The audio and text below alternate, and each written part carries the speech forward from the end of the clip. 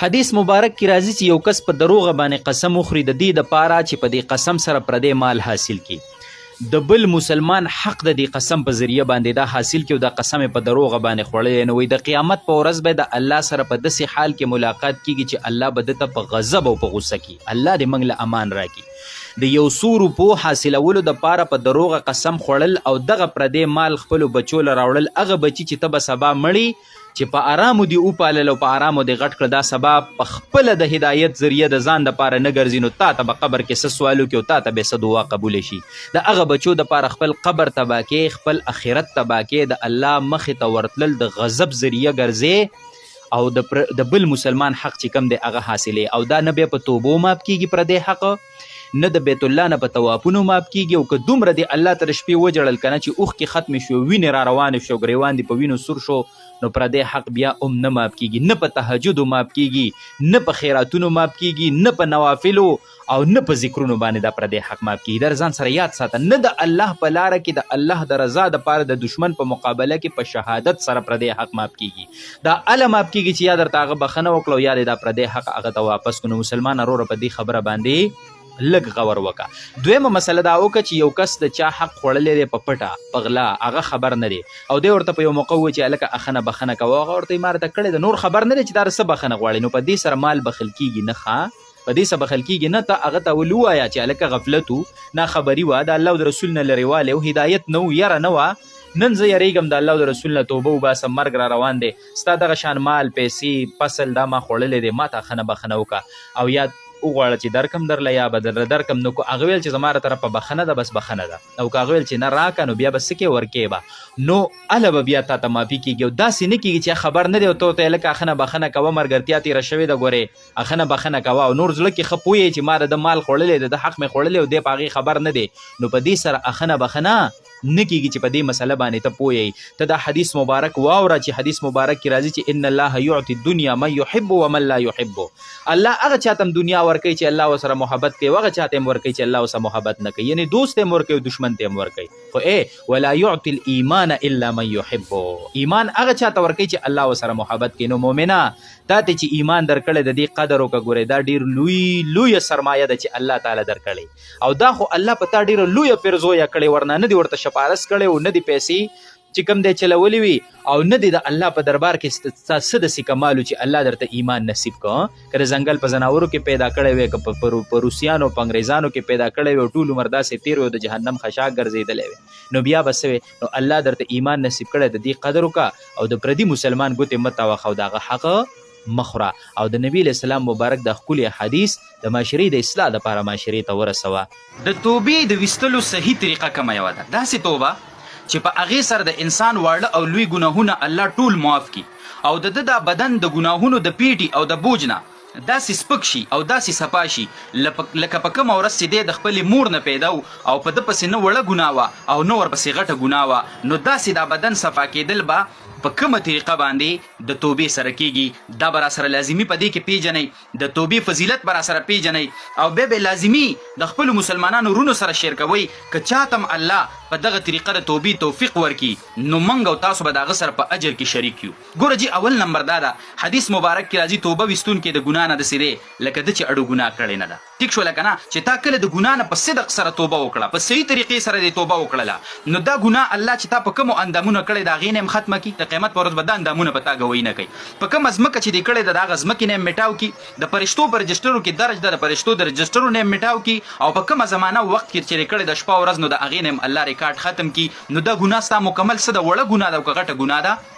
دا الله جل شانه ختمه کی او بل قرآن کې راځي ان الله يحب التوابین الله په کوئی کم خلق چې توبه ماته وباسي د خلکو سره محبت کوم نو زما محترمه که ته غواړې چې د الله محبوب بنده جوړ شم راځه د الله سره جوړه وکړه او جوړه به په څه طریقه کې نو د هغه جوړې صحیح طریقه موږ ته علماو په کتابونو کې ښودلې ده صرف زباني جمع خرچ نه چې توبه توبه او صرف زباني جمع خرچ نه چې استغفر الله او نور مبتلا په ګناه کې ما راځي صحیح طریقه د هغه توبې را سره وپېژنئ ګوره چې ټولو نه مخکې علماو د دې توبې د پاره صحیح توبې د پاره 3 شرطونه لکه په شرح د مسلم کې امام نووي رحمت الله علیه چې لوی محدث دی هغه ذکر کوي. د ټولو نه اول شرط دا دی چې ته به ګناه پرېږدې، توبه وباسې که نه، د ګناه نه به لاس رابند کړي، د ګناه ځي ته به نه ځې، د ګناه سوچ فکر به نه کوې. ټیک شوله؟ داسې نه چې ته په ګناه کې مبتلا یې او بیا دې توبې وباسې او ګناه کې مبتلا یې، نو دا توبې نه قبلېږي. چغلخوري دې درکړي، دروغ دې درکړي، په زنا کې مبتلا یې، په حرامو کې مبتلا یې، په نورو نومې قسمه ګناه کې مبتلا یې، ول د ګناه نه ځان رامنې که. ټیک شوله؟ یو شرط خدا شو چې ګناه به پرېږدي، داسې نه چې په ګناه کې لګې او توبې وباسې. اوس که دا ګناه داسې وه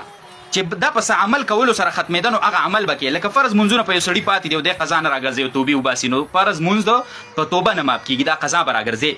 فرضي روجې په یو انسان پاتې دی او دی وایي چې زه توبه وباسم دا دې ماته ماف شي، نو دا په توبې سره نه ماف کېږي، دا فرضي روجې به ته څه کېږي، دا به راګرځي. دغه شان یو کس باندې زکات فرض دی او دا زکات نه ورکوي، نو دا په توبه نه ماف کېږي، دا زکات به اول ورکوي بیا به توبه وباسي. حج په یو سړي باندې فرض دی او دی حج لنځي او توبې وباسي او دی وایي چې زما دې ګناه ماف شي، نه. حدیث کې راځي چې کوم سړي باندې حج فرض دی او دا حج نه کوي، نو د خوښه ده که یهودي مري او که نصراني مري، یعنې داسې خطرناک مرګ دله راتلی شي، داسې خطرناک مرګ ول راتلی شي، نو ته دا په توبې سره نه ماف کېږي چې ته به څه کوې، ته به حج به کوې. او دغه شان چې کومه دی نو څه به کوې، که یوه ګناه داسې ده چې هغې له شریعت کفاره مقرر کړې ده، نو کفاره به ګورې ورکې. قسم دې خوړلی چې دا کار به نه کوم او قسم دې مات کو، نو دا ګناه په توبه نه ماف کېږي، دې لپاره شریعت کفاره مقرر کړې، هغه کفاره به ورکې. یا یو سړي فرضي روژه د رمضان نیولې وه په قصد یې ماته کړې ده، ټیک شوله که نه، نو د دې دپاره شریعت څه کفاره مقرر کړې چې 2 میاشتې پرله پسې روجې به نیسي، دا په توبه باندې نه معاف کیږي. نو اولنې شرط دا شو جی ښه، او دویم شرط دا شو چې کومه ګناه دې کړې ده که نه سخت به پې پښیمانه شي، د زړه نه به پښیمانه شي. چې کله الله ته دعا کوي او توبه وباسي، نو حدیث کې راځي چې وجاړه الله ته، او که جړه نه درځي که نه په قصد د جړه انداز جوړ کړه، په قصد څه شه د جړه انداز جوړ کړه، د عاجزۍ انداز جوړ کړه. نو دویمه شرط دا دی چې سخت به پښیمانه شي په خپله کړي ګناه باندې، ټیک شوله؟ او دریم شرط دا شو چې عزم جازم به وکړي، پر روان وخت کې به کلک عزم وکړي چې زه به بیا ګناه ته چرې هم نه نږدې کېږم، داسې کلک عزم به وکړي، پخته اراده به وکړي. نو دا دریم نمبر شرط شو، ټیک شوله که نه؟ نو او څلورم شرط پکې یو عالمان دا ښیي کړي دي ګناه تعلق د انسان سره و، لکه د چا حق دې خوړلی و هغه در باندې پوري و، نو اول خو داسې وکړه چې هغه خپل حق ورکړه، او که حق نه ورکړې نو د هغه نه بیا معافي وغواړه چې معافي درته کړي. نو ګورې دا څلورم شرط پکې شته که چې حق در باندې پوري نو دا هم په توبه باندې نه معاف کېږي. نو اوس د توبې طریقه دا شوه چې 2 رکعته صلات توبه به وکړي، چې هر ټیم یې کړه تهجد ټیم ډېر به بهتري، او بیا به په دې طریقه باندې څه توبه وباسي، الله ته به وجاړي او سخت به په خپلو اعمالو پښیمانه شي. دا 3 واړه 4 واړه شرطونه به پر خپله توبه کې موجود کړي، ټیک شوله؟ او دا د طریقه چې کوم تفصیل ما وکړو په دې به عمل وکړي، تا ته به الله پاک د ګناه نه نجات نصیب کړي او په صحیح طریقه توبه به دې قبول. یو ډیر ښکلی فضیلت او ثواب والا عمل درته ښیم ښه، کوم چې په حدیث مبارک کې راغلی دی چې ډیر آسان دی، هر انسان یې کولی شي. نو دا واورئ، زده کوئ او عمل کې راولئ، چېرته د دې ثواب نه محروم پاتې نه شئ. ګوره چې حدیث مبارک کې راځي دا کلمات نه دي، لا اله الا الله وحده لا شریک له له الملک وله الحمد وهو على كل شيء قدیر. دا چې څوک سهار یې 100 کرته ووایي، تاسو د دې فضیلت ته سوچ وکړئ چې اسې الله په دې باندې څه ورکوي. دا صحیح حدیث کې راغلی ښه، بخاري شریف کې هم دا روایت شته او مسلم شریف کې هم دا روایت شته. دا چې څوک سهار یې 100 کرت دا کلمات ووایي که نه، نو په دې کم انعامونه الله ورکوي. یو انعام پې دا ورکوي چې د 10 غلامانو د آزادولو ثواب الله تعالی درکوي. اسی دا په خوله باندې ویل آسان دي، خو د دې ته سوچ وکړه د یو غلام آزادولو ثواب څومره دی. امام مسلم رحمت الله علیه کتاب العتق کې ذکر کوي، امام بخاری رحمت الله علیه ذکر کوي چې یو غلام چا آزاد کړه د الله د رضا دپاره، نو د هغه غلام د هر اندام په بدل کې به د دې آزادونکي هر اندام الله د جهنم نه آزاد کړي، تر دې چې د هغه د شرمګاه په بدل کې به ستا شرمګاه الله د جهنم نه څه کړي، دا به آزاد کې او تا ته به الله یعنی پوره په پوره نجات به تا ته الله د جهنم نه درکړي. او بل حدیث مبارک کې راځي چې چا د یو مکاتب غلام سره مدد وکړو، مدد ښه د غلام سره مدد یا د آزادول خو ډېره غټه خبره ده، نو د قیامت په ورځ به الله د خپل سوري لاندې ځای ورکړي چې د هغه سوري نه علاوه به بل سوری نه وي. نو دې کلماتو کې یو کمال دا شو، یو فضیلت دا شو چې د 10 غلامانو آزادولو ثواب ستا په عملنامه کې لیکل شي. بل دا ده چې 100 نیکۍ د الله په عملنامه کې لیکي، او بل دا ده چې 100 ګناهونه د عملنامې نه څه کېږي، دا ختمیږي. او بل کمال ته دې ته وګوره چې په دغه ورځ به ته د شیطان نه په حفظ و امان کې، شیطان چال به په تا باندې نه چلیږي، او د شیطان نه به الله د دې کلماتو په برکت سره ستا څه کوي، حفاظت به کوي. او د دې کس نه په دغه ورځ کې بل بهتر انسان نه وي، هغه به بهتر وي چاره د نه زیات ویلی دي. اسی تاسو دې کمالاتو ته سوچو کې مړه دا ویډیا کمالات دي کنه، کوم چې بخاری او مسلم په صحیح حدیثو سره ثابت فضیلتونه دي نو ګورې لازمي خپل کوي. اوس دې کې دا خبر وکړه چې دا په یو ځل ویلو باندې دا فضیلت دی که نه یو سړی وزګار نه شو لږ ویلو بیا مصروف شو نو که په یو ځل دی ویل د سحر نه خو ډیره بهتره ده چې په یو ځل دا فضیلتونه او دا نجات او دا کمالات ټول حاصل شي. او که نه یو سړی مصروف شو ضرورت دی عذر دی نو علماء لیکلي دي چې دا په یو مجلس کې ویل شرط نه دی او په یو مخ ویل شرط نه دی. که چا په مختلفو موقعو مختلفو مجلسونو کې پوره که خو 100 کرت پوره که نو دا کمالات او دا فضیلتونه به ورته څه کېږي نصیب کېږي. بله دا مسله وکړه چې دا بې اودسه ویلی شي. د دې دپاره اودس شرط نه دی دا عام ذکر دی. بله پکې دا خبره وکړه چې دا د قرآن آیت هم نه دی نو د جنابت حالت کې ویلی شي اگر چې بهتره نه ده چې سړی پاک وي پوره نو ذکر دی وکړي خو لکه جنابت حالت کې که چا وکړو نو اجر پې میلاویږي او ګناه پې نشته دی ځکه دا د قرآن کریم آیت نه دی. جنابت حالت کې قرآن کریم آیتونه نشي ویلی نه په یاد او نه لاس وړلو سره.